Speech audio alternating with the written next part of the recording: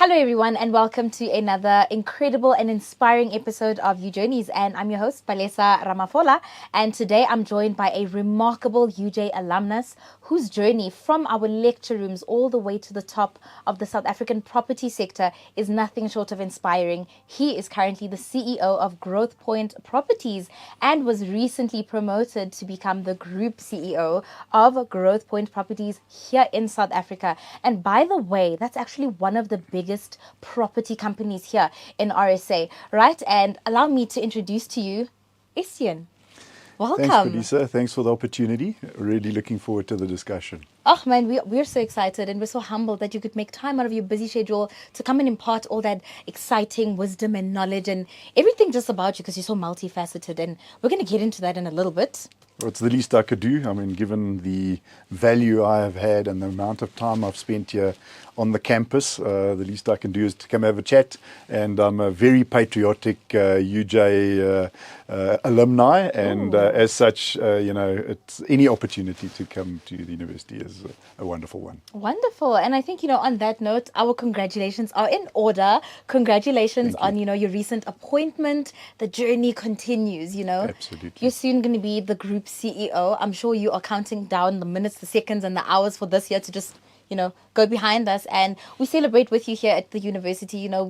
We travel and we go on these journeys alongside our alumni, and this is a win not just for you but for us too. And so congratulations. Thank you very much. It's obviously a great honor for me, and I've been involved with Growthpoint for many years, since literally 2002, and to get the opportunity to have an impact on the business is a real privilege. And as you pointed out, Growthpoint's the largest real estate company in the country, and we're increasingly playing internationally in the markets there. And the idea is to promote not just the company but the industry and our country. That is so exciting. I just want to park it there for a bit and just on the professional journey, just sort of shift to our academic side. And just as you spoke so, proudly about being a UJ alumni, if you can just throw us back into what your journey was like when you were a student here at the great University of Johannesburg. Yeah, so it's quite an interesting story. I went to school in a small little school in the south coast of Natal, which is obviously a predominantly English area. I was Afrikaans speaking at the time, so I went to quite a small high school. And then the year after that, I was an exchange student with Rotary in Australia, just north of Brisbane for a year. So I had kind of a year of really learning a little bit more about myself, learning a bit more about our country, because you can imagine in 87, we're sort of South Africa moving into a new dispensation, and I'd grown up actually reasonably protected from all of this. When a lot of my friends were going to military service, I then had this opportunity to go overseas. Wow. And it was a wonderful learning experience and very sort of personally defining, because I got to stand on my own 2 feet, get a bit of idea of what life's really about, and also learn quite a bit of our own country, because, from my perspective, I didn't really have all the insights. Yeah. And then when I came back, I was literally here for a weekend and then signed up at the university. Wow. And I was signed up for a chartered accountant's qualification. But having spent that year, and I sort of defined myself more as a salesman and a marketer. So I wanted to do that, and unfortunately at that point UJ didn't offer that as one of the study directions. And after a chat to some of the folks there in career guidance department, the then Prof. Zach Null said, no, well, maybe give this HR kind of section a bit of a run. So I then started with my BCom in industrial psychology. But through the journey there, I amended that quite a bit. And by the end of the degree, I was doing business, obviously industrial psychology as a major, but business administration or management. And I added in 2 interesting little subjects, which was investment management and taxation, which was what the chartered accountants were doing. And I must admit, those 2 subjects really changed my thinking quite a bit on my interests. And I then was forced to go and go and work for a while because I had a bursary with the power utility Eskom. But they did allow me, they didn't provide me with a bursary, but they allowed me at that time to come back to the university and do that marketing honours that I was looking to do. So that was the first round at UJ. I started in 88 and finished in 91. And then I worked for Eskom down in Durban for a while, up until, let's say, towards the end of 95. And then I joined Investec Bank. And then through that work, I then came back to the university. At that stage, there was a bridging certificate for taking students that had done accounts and finance many years ago, bringing them up to speed, or students from other universities bringing them up to speed. And then if you pass this bridging certificate in the the theory of accounting, you could then do the CTA course, which was the honours, right? Accounting honours, which is like boot camp. So my personality's never really recovered from that, but I managed to sneak through. It was real carnage in that course in terms of the numbers that actually ultimately passed. But it certainly set me up for my career in the then Investec, which was obviously a banking environment.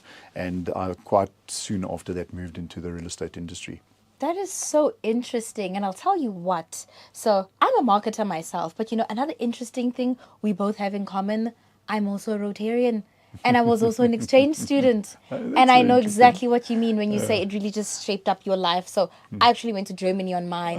And so I was like, wait, another fellow Rotarian with a very multifaceted background? Because I'm just thinking, you went the accountancy route, but there was a bit of industrial psychology, some marketing. And, one would think, where are you going with all of these subjects, with all of these modules and these very diverse qualifications? But I'm also just thinking it definitely set you up for people management and just dealing with people and interacting with people. And I'm just thinking on a greater scale, how did, this variety of qualifications, how did they set you up as a leader, especially dealing with people?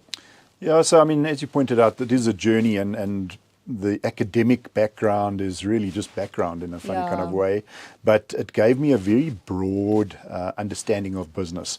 So it was sort of a MBA by stealth, if you'd like, because I dealt with all the different components in business. And my first job at Eskom, I actually ended up, albeit that I was in the marketing division, I ended up being a business analyst. So somebody that actually is more focused on IT matters, looking at processes.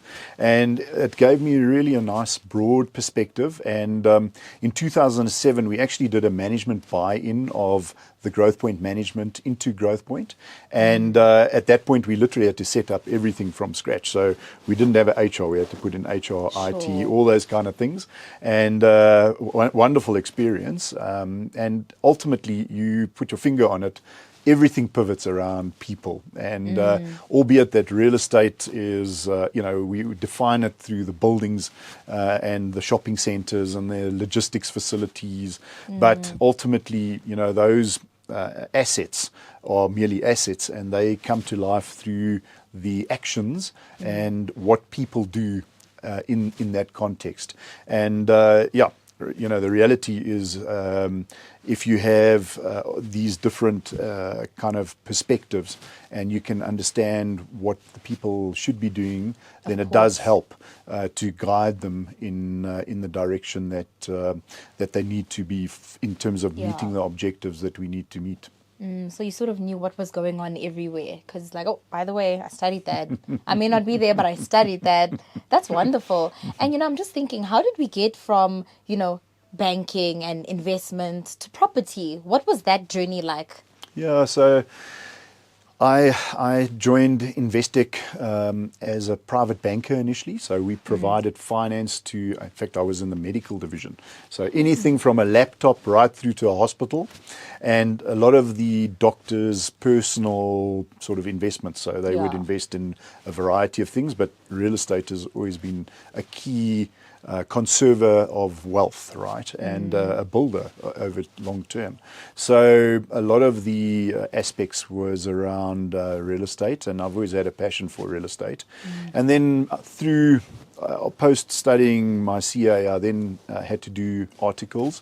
So at that stage, you could actually do your articles in the corporate. It was, I think, the second year that program, it was called the TOP program, so training outside of public practice, was started. So I then signed up post doing my BCTA. When I was doing my CTA at that time, I was really an article clerk, if you'd like. And that helped me get through the study part pretty quickly. And when I finished and got signed up as a CA, I was already then working as the FD for Growthpoint in the fund context.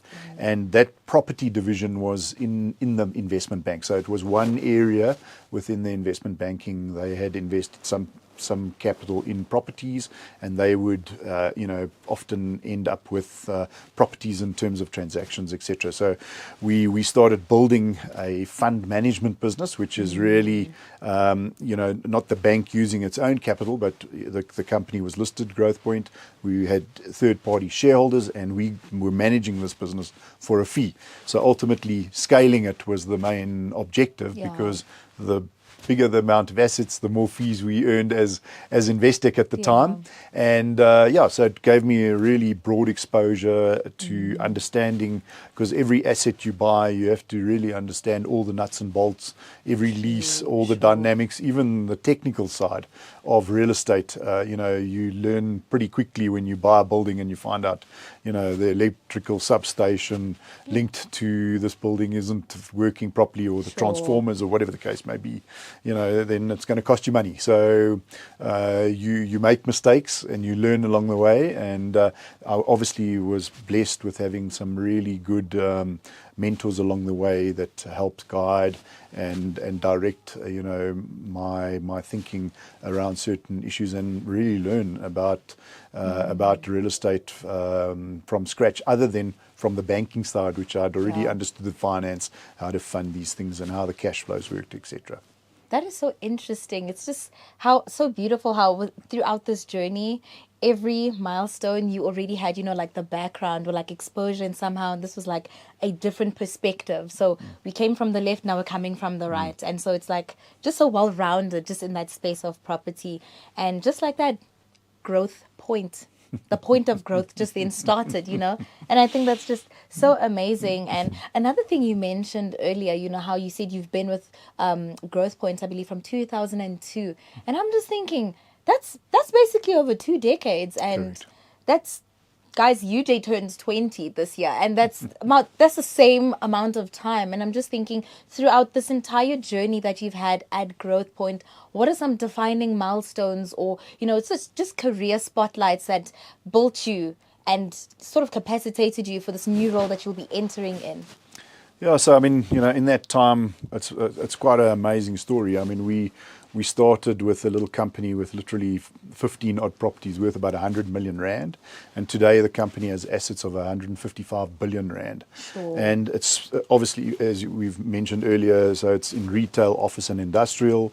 The biggest property asset we have in South Africa is we have a JV with the Government Employees Pension Fund, managed by the PIC, over the Victoria and Alfred waterfront, which is literally the whole precinct there. And then we've made investments into Australia. We control another listed company there called Growthpoint Properties Australia, which we invested into in 2009 in the eye of the global financial crisis.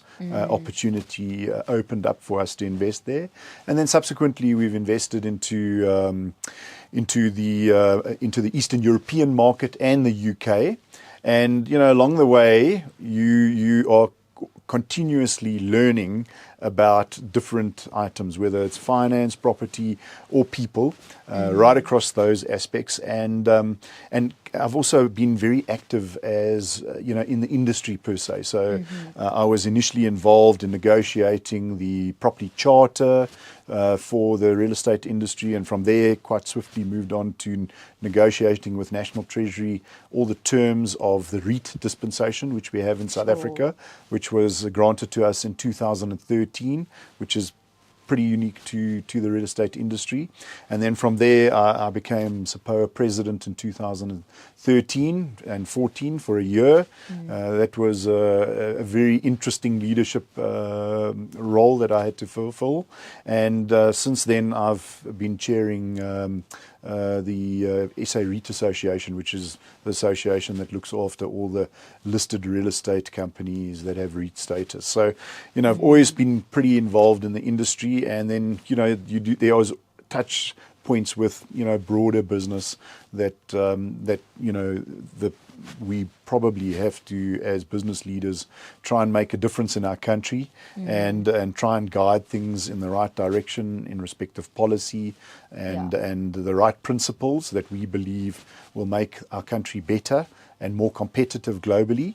And we all have that responsibility in business leadership. So those are all aspects that, have kind of added to where I am today. And more recently, I've also been asked by the Minister of Public Works and Infrastructure to chair a committee for him to give him a bit of advice on how to run the government portfolio of properties, as well as their leasing book. So that's quite a big responsibility for all the people that are on the committee with me there. And, ultimately the idea is to create a very buoyant, very strong growing industry and make South Africa competitive, because the real estate industry is one of the little building blocks that makes every organization competitive. So if you think about it, if we're not the most efficient we can be, then the companies occupying our space can't be. And as such, it's a big responsibility. And ultimately, the built environment is like fixed to the ground. It's fixed capital tied to the ground, and it makes a real difference in the economy if you've got a strong growing real estate industry, because it creates jobs. So if we have built a shopping centre, or like we are busy expanding our portfolio as well as the Victoria and Alfred waterfront, those are sustained jobs that you're creating there, and ultimately that does deliver into real revenue for our country. You mentioned the growing point, and I'm just thinking growth points, growing points. It's just meant to be. And I think another thing that's just so meant to be is just how you guys occupied, like a terrain there in Australia. That just sounds so prophetic, because you were an exchange student there. It's like you saw what was coming, and you just had to believe in yourself and, that desire for property. And now it's literally not just growing and expanding in portfolio, but it's also contributing to the economy. Like the job creation, and as well now the ability, and I guess as well the honor to be on such a high advisory board and just fix and build the country one brick at a time, one job at a time. And that is so exciting. That is so exciting. No, it is obviously it's a huge responsibility. I mean, that comes with with its pressures. But our expansion into Australia was really at the time, South Africa was going through quite a difficult economic period, and we saw an opportunity to diversify a little bit. And what is quite nice about the real estate industry is that all the earnings that we get from Australia, we actually bring back to South Africa, and we pay it to our shareholders, because these companies are structured as conduits for rental income. So if you are a shareholder in a Growthpoint, you own a little piece of the V&A, you own a little bit piece of Australia, Eastern Europe, plus the South African retail, office, industrial portfolios, and all the income we earn after expenses and after paying our debt gets paid predominantly to all our investors on a 6-monthly basis. So it really is a conduit, and the largest investors in Growthpoint are the pension funds. So if we're working for salaries in our country, you're going to be contributing to a pension fund. Some of that money is going to find its way into Growthpoint, and you will be getting those returns, and they're global returns now from the perspective that you're getting from different parts of the world. You're also earning a bit of income. So it does diversify. South Africa is quite a small economy, in the sort of global context. I think last I looked, somewhere between 24 and 26, depending on the exchange rate. But we've got a very, very developed economy from a financial perspective. I mean, our capital markets and our stock exchange are some of the most sophisticated on the planet. And on the back of that, we've been able to build a very strong business, because it is pretty capital intensive. So big amount of money to buy these assets or develop them, and then you have to just nurture them and you have to maintain them. And even just the maintenance of these assets take a lot of capital. If you don't look after a property, it deteriorates pretty quickly. So ongoing, we continuously managing, the quality of the product that we provide the market. Interesting. So I'm going to go back to the CEO cap, right? So we know that succession in leadership is really about continuity as well as vision. So as you enter into this new chapter, especially, as group CEO, what are you most excited about? Like in your capacity from a vision or a continuity point, are we changing? Are we pivoting? What excites you the most about the 31st of December? Because then it's Jan. Yeah, so I take over from the 1st of July next year. Yeah, actually. And I've been privileged to work with a friend and a colleague in the form of Norbert Sasser, who's the group CEO currently. So we've worked together for 20 plus years.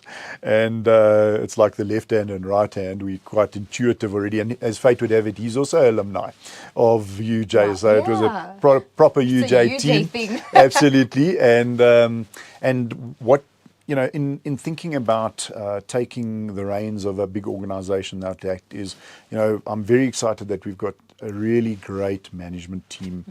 So the people around me are really strong people. They have to ultimately, as a collective, we have to grow this business and direct it. We have wonderful culture at Growthpoint. We have strong values and we have really capable, good people, which is really a comfort, but is exciting as well. And then, just given where Growthpoint operates and the influences it has, it is wonderful opportunities that we have ahead. And if you get just any economic growth, in this country, I think we'll perform really, really well as a company and, ultimately developing out South Africa. So the reality is when looking at it as a leader, you have to try and think forward as to where and how are we going to differentiate ourselves from our competitors? How are we going to meet our clients' requirements in the future? Because they are incredibly dynamic. So if you think about, if you had to market water in a bottle, the requirement actually is reasonably consistent. Yeah. If you in a real estate space, even in a shopping center, you continuously assessing who the tenants are in that facility. Do they meet the market requirement? And often the market changes, so the neighborhood changes, the types of people that live there change, the age groups change, all these kind of things. So ultimately meeting their requirements is an ongoing challenge, if you'd like. So that makes real estate pretty dynamic. And when you think about offices, if you look through the COVID period and all the other terrible things that have happened in that environment, apart from a pretty soft economy, the real estate owner has to be on the tips of their toes to deal with some of these issues. And interestingly enough, it's made the company increasingly more innovative. And the one thing that I have learned through some of the learnings over the years is that a company has to continually look to reinvigorate itself, literally to be continuously innovative and re-engineer the way they do things. So if it works, great, but there might be a better way. So the reality is a lot of thinking goes into that and thinking about the future as to what dynamics and where we're going to be investing, but also at the same time how we operationally going to meet our clients' requirements.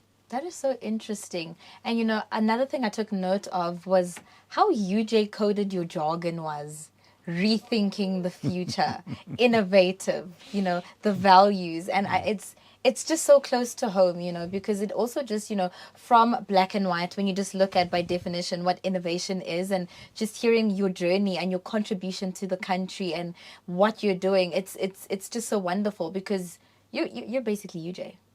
On quite. feet, Not with quite. hands, Not like quite. You're doing your part, like you're doing your piece of UJ outside, and it's just so inspiring to witness. And I'm just thinking, as you mentioned, you alluded to, COVID and all the disruptions really, because I think every industry has experienced some sort of disruption from the COVID to now we have the digital transformation and sustainability demands. How are we coping with those things, and even Growthpoint, if you don't mind sharing how, because I've personally heard even some people in property, they're stressed out half the time. They're so stressed out. Everything is so, like you mentioned, it's so complex. Everything changes. Your market changes, possibly even overnight. Things are constantly shifting in the market, and I'm just thinking, in your landscape, how are you guys dealing with this type of a change? Yeah, I always joke about it a bit. I said, no, we sort of survived the 8 plagues, right? So we started with a really poor economy, then we had COVID, then we had riots, then we had floods in Natal twice, then we had no electricity, then we had no water in Cape Town. And I mean, we thought things were going to go better, right? Then we had interest rates go up by 4.75% in South Africa. They went up by 4% in Australia, and they literally doubled in Eastern Europe. So those are real severe headwinds for any industry. So it's like, typically they would nearly call it a black swan event.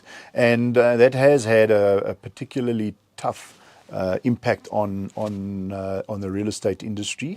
We were caught in COVID literally as a ham in the sandwich between, on the one side you've got banks and the municipalities who have to be paid, right? Then we've got us, and on this side we've got our clients who didn't want to pay, to be honest, because they're going through such a difficult period, right? So we've managed to navigate through that. It was pretty painful for everybody other than the banks and the and the municipalities, but the reality is that we've got through that. The industry is busy turning for the better, and ultimately we're looking forward. We're always optimistic. Real estate is a long-term investment, and as such, we focus on the future, because that's what we can really, where we're going to make the next big opportunity happen.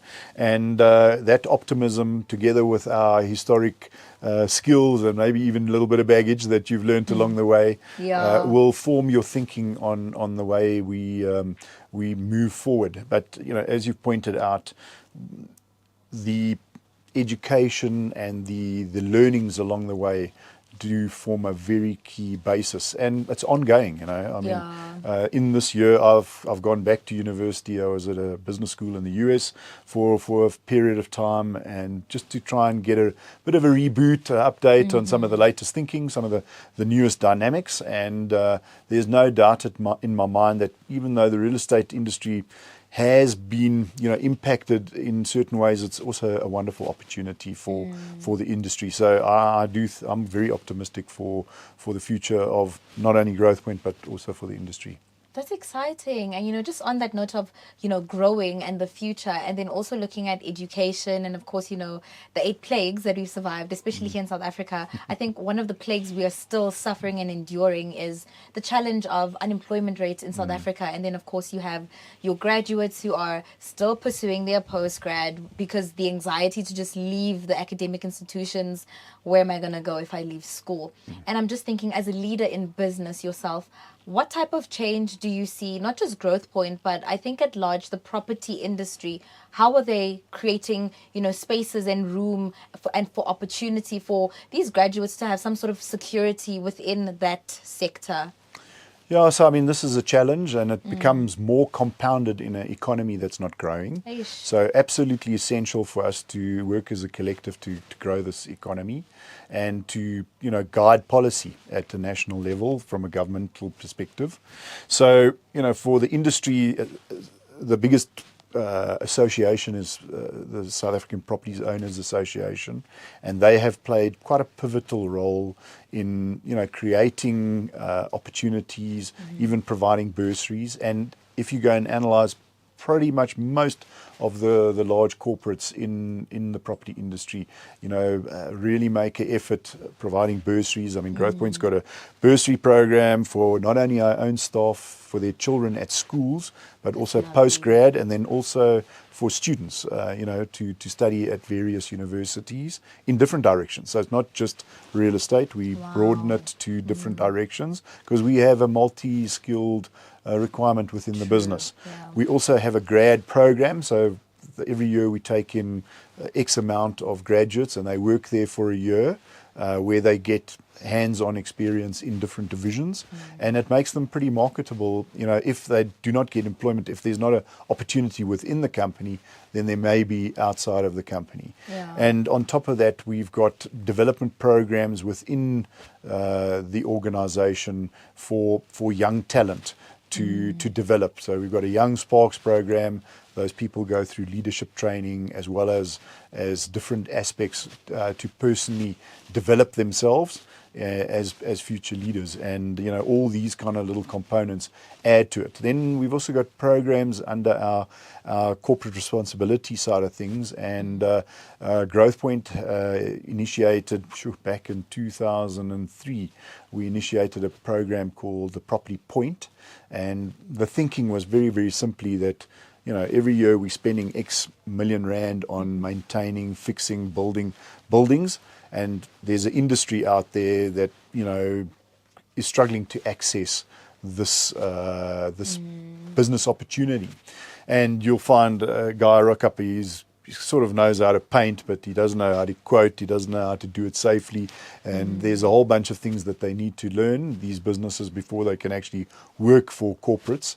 And this Property Point is a training program which ultimately trains small corporates of all sorts within the industry, and then gives them an opportunity to get contracts within the industry. And it's become an industry initiative. So, in that industry, I think in that initiative, we've probably created close to 2,500 sustainable jobs just in that space. So that is really teaching people how to fish and then giving them the ponds, right? So all the real estate companies are become clients for them, and it's been incredibly successful as an enterprise development initiative. That's wonderful. I'm just thinking, I just heard a whole bunch of UN Sustainable Development Goals in there, just ticking a list in my head. And I'm like, wow, okay, that one. And I think that's just so beautiful, shining a light, not just, globally, where we're making impact, the Australias and the Europes, but also just here back home and just capacitating our own people so that they can, like you said, fish. Because we've given you the fishing rod, we've given you the pond, and we've capacitated you. I'm not giving you fish, but here's the pond filled with fish, So, we don't really do it to tick the boxes, to be honest. Those initiatives are done for specific reasons, and there's always a commercial initiative in there, other than, obviously, they do good for the people that are involved and get the opportunities. But if you've got a wide range of suppliers that you can use, it creates a much better economy in the space that you are looking for that service. So ultimately, we want businesses to be able to service us at the level that we need, and we need them to be competitive. And that's the same for our country. We need to trade at the level that we need to be able to compete internationally. And to do that, everybody has to do the best they can. That's wonderful. And, I just actually want to find out from you. So we mentioned this going back to school thing, because life is a journey. And like Mandela said, you never really stop learning, right? And we want to know, how are you still so motivated? Do you have any, habits that possibly the viewers on the other side of the screen can also, okay, I'm going to try this out because this is not working for me, and I want to be this highly motivated and possibly see myself in the shoes of a CEO one day and just doing the best that I can, not just for myself, but uplifting my country as well and global impact. Any cool hidden talents and tricks of the trade that you'd like to share so we can also try them out and possibly be CEOs. Yeah, look, I don't know what the secret sauce is. A bit of it is having an 18-year-old brain stuck in a 56-year-old body, which is, ultimately, I'm a pretty inquisitive person by my very nature, and I really enjoy people. So, those things help in keeping you learning along the way.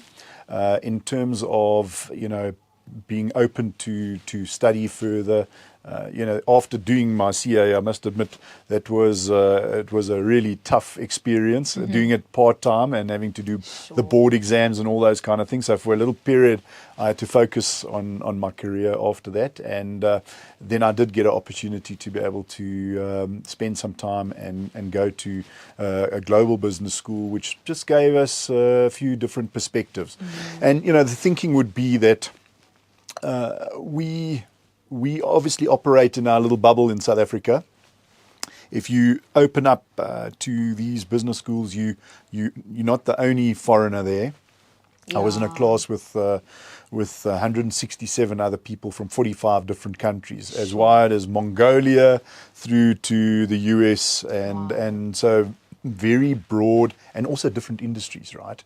So the key to the source there is you build a really wide network. You are learning from your peers in that group, and the other thing is that you get different perspectives on things. You might learn something about your industry that you didn't know from somebody from the outside, or something about their industry which can help us service their requirements so much better. So when thinking about being sustainable in being a sustainable leader, I think that it's important to remain really grounded, to understand that it's just a role, right? And you've been given the privilege to be able to make a difference and guide a business, but it doesn't change you as an individual necessarily.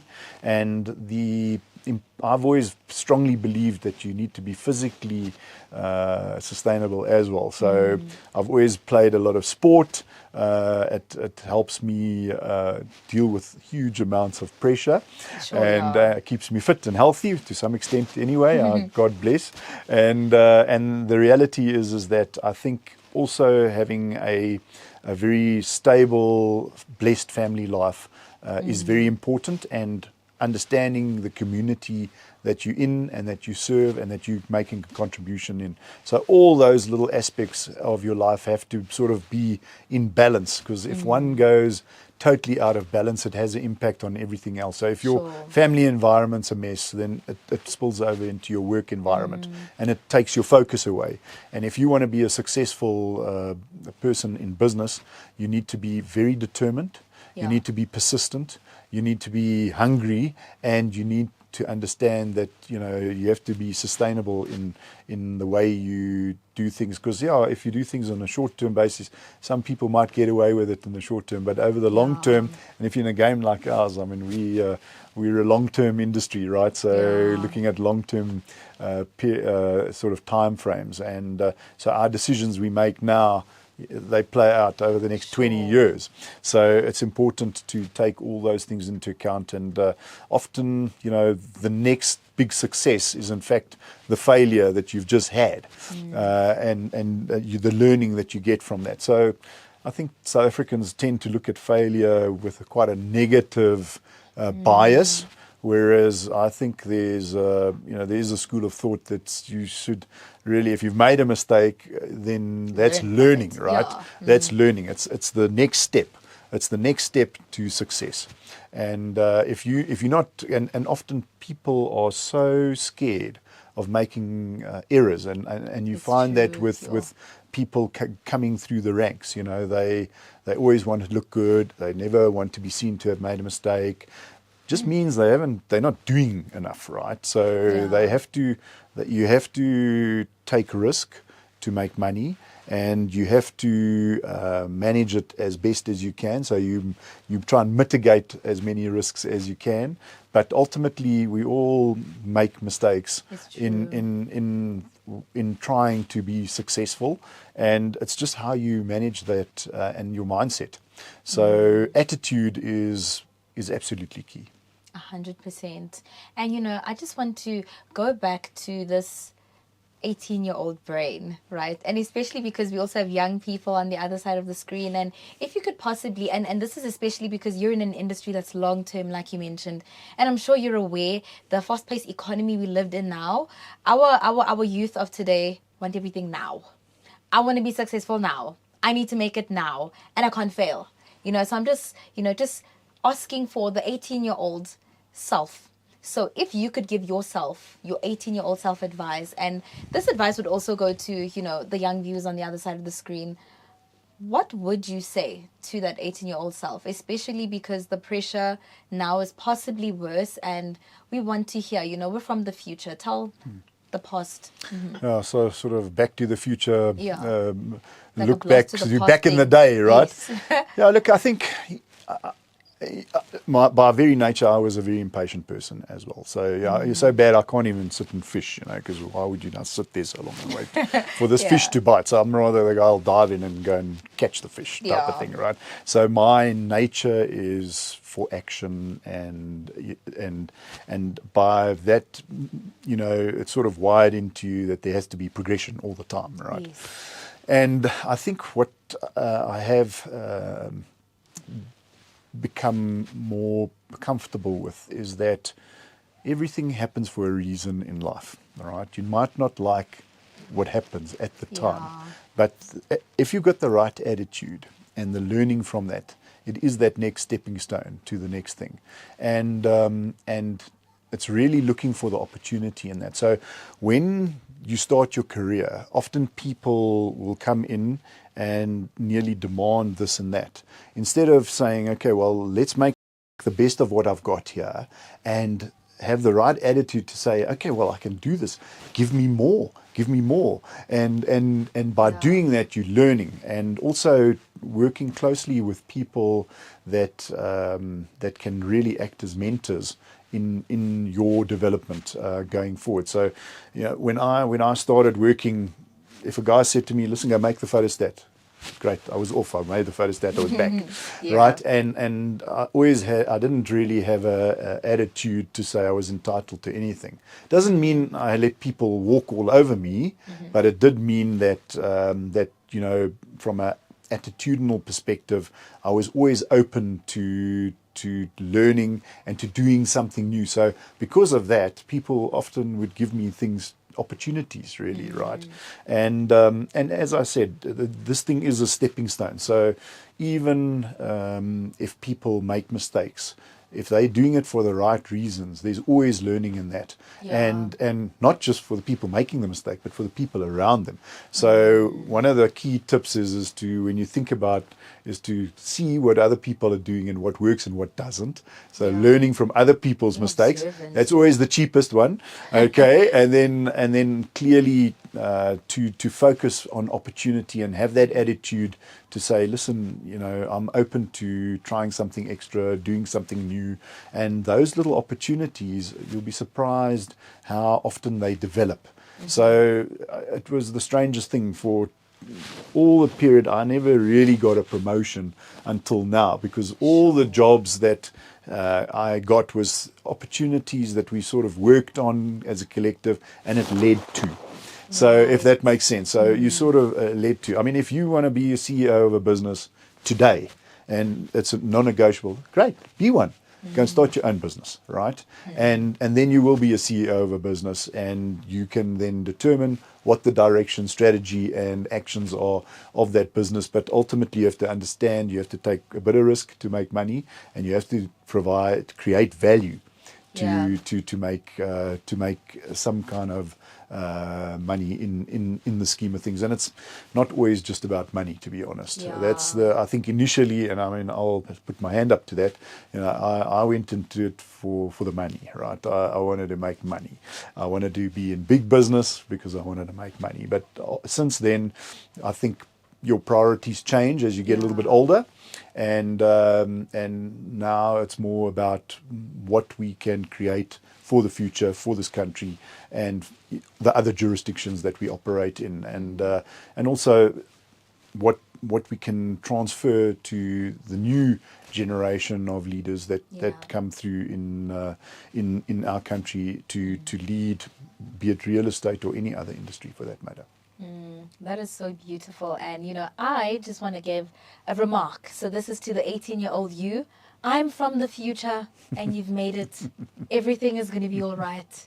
And that is also to anybody watching as well. Because I think we're so hard on ourselves and we're always overthinking our decisions, and sometimes you just need to be open to trying new things and taking marketing with industrial psychology and accountancy and going into banking and just Exactly. going everywhere. And maybe this is a sign to become an exchange student. You never know, and that was just so beautiful. And I think in closing, if you'd like to share anything with our viewers that you'd like for them to take home and what you want them to remember you for.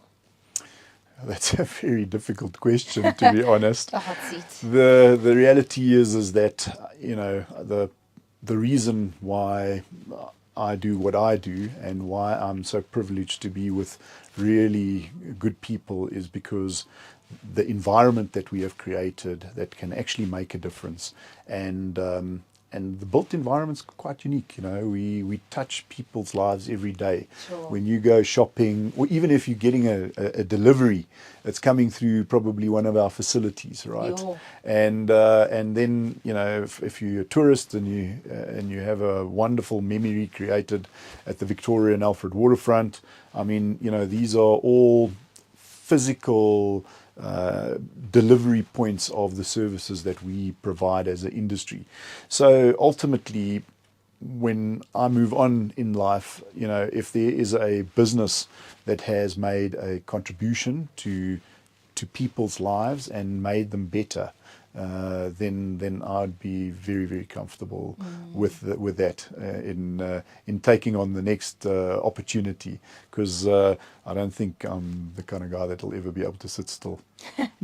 That is exciting. And thank you so much, for just joining us today and just sharing this wonderful and really inspiring journey all the way from the orange soil. It is so inspiring. Myself, I'm inspired. I might just go back into property. Who knows? It is extremely wonderful. And thank you so much for sharing with us. And I just want to say, you guys, this is the next group CEO for Growthpoint Properties, the one and only Estienne de Klerk. Thank you so much for joining Thanks, us. Palesa. Appreciate it. It's been fun. Of course. And again, it is me, Palesa Ramafola, your host. And thank you so much for tuning into another episode of In Conversation with You Journeys.